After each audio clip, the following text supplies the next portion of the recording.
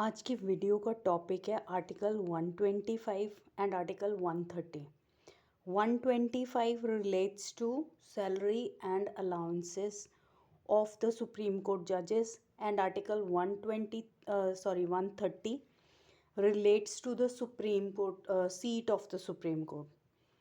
So first of all we'll be doing Article 125.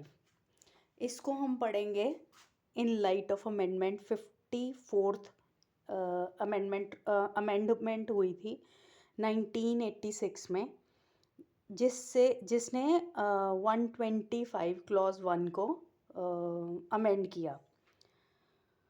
तो पहले क्या होता था, जो salary and allowances of the जजेस होती थी बिफोर अमेंडमेंट 54th अमेंडमेंट के पहले, जो सैलरीज और अलाउंसेस ऑफ जजेस थी वो according to the second schedule थी। इसकी दिक्कत ये आई कि डिस्पाइट हाई इन्फ्लेशन और high rate of price salary remained same. उसके बाद क्या हुआ, इस चीज़ को रिजॉल्व करने के लिए देन केम 54th अमेंडमेंट 1986.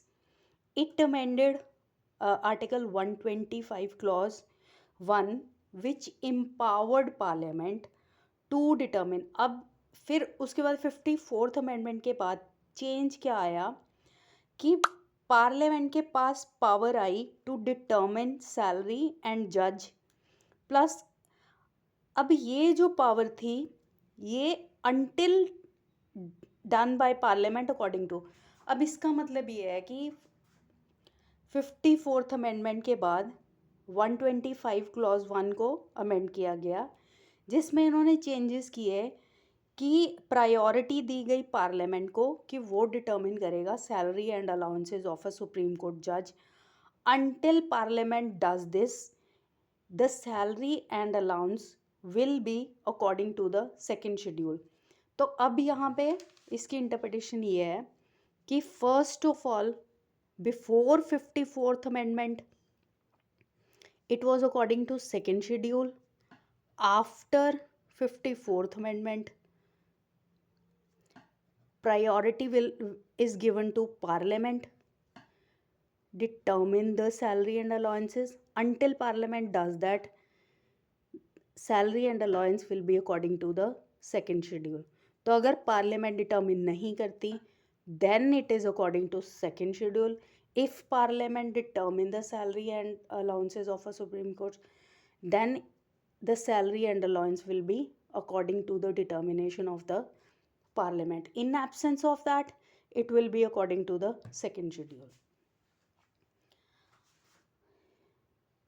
अब सैलरी और अलाउंस को रेगुलेट कौन करता है? Prior 54th amendment parliament enacted supreme Court जजेस कंडीशन ऑफ सर्विसेज एक्ट 1958 के अकॉर्डिंग